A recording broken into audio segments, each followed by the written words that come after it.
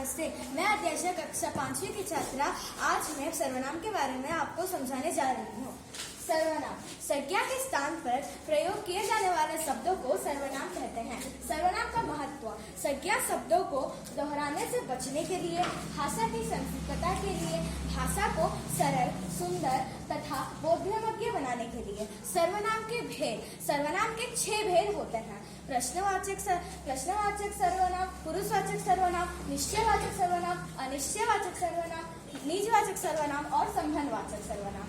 पुरुषवाचक सर्वनाम प्राणी पुरुष का बोध कराने वाले सर्वनाम शब्दों को पुरुषवाचक सर्वनाम कहते हैं। अर्थात प्राय वक्ता स्वतः अपने बारे में तथा किसी अनुपस्थित अन्य व्यक्ति के बारे में बात करते हैं। ऐसी स्थिति में तीनों ही व्यक्ति, वक्ता, श्रोता तथा अन्य के लिए सर्वनामों का प्रयोग किया जाता है। इन सर्वनामों को पुरुषवाचक सर्वनाम कहते हैं। पुरुषवाचक सर्वनाम के 3 भेद होते हैं: उत्तम पुरुषवाचक, मध्यम पुरुषवाचक और अन्य पुरुषवाचक।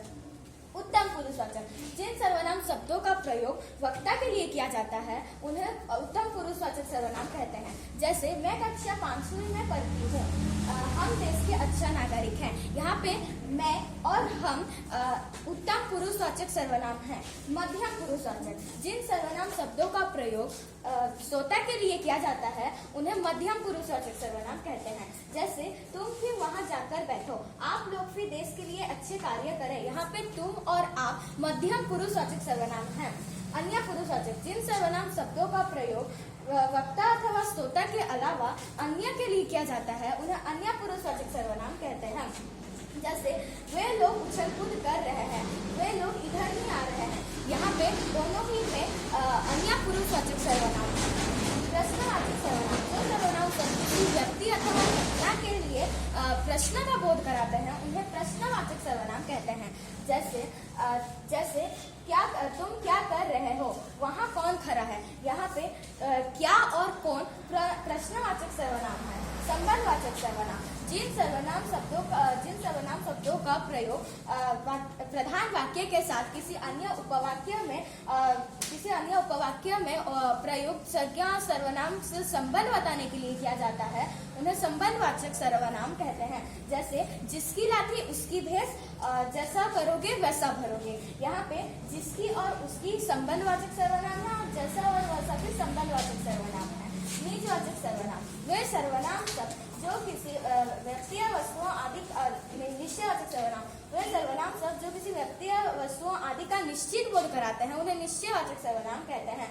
जैसे यह मेरा भाई है, उसी ने कलम लिया है। यहाँ पे हम निश्चित हैं कि उसी ने ही मेरा कलम लिया है और यही मेरा भाई है। अनिश्चयवाचक सर्वनाम वे सर्वनाम शब्द जो किसी अनिश्चित व्यक्ति या वस्तु का बोध कराते हैं उन्हें अनिश्चयवाचक सर्वनाम कहते हैं। जैसे दरवाजे पर कोई आया है, विद्यालय में कुछ खा लेना। यहाँ पे हम निश्चित नहीं है कि दरवाजे पर कौन आया है और विद्यालय में हम निश्चित नहीं है कि हम क्या खाएं, कुछ खा लेना। यहाँ पे कोई और कुछ अनिश्चयवाचक सर्वनाम है। उसके बाद निजवाचक सर्वनाम निज शब्द का अर्थ होता है अपना। जिन सर्वनाम शब्दों का प्रयोग स्वयं के लिए अर्थात अपने आप के लिए किया जाता है उन्हें निजवाचक सर्वनाम कहते हैं। जैसे मैं अपने सभी कार्यों को स्वयं करती हूँ, तुम्हें स्वयं जाना पड़ेगा। यहाँ पे स्वयं, अपने आप सब कुछ निजवाचक सर्वनाम है। धन्यवाद।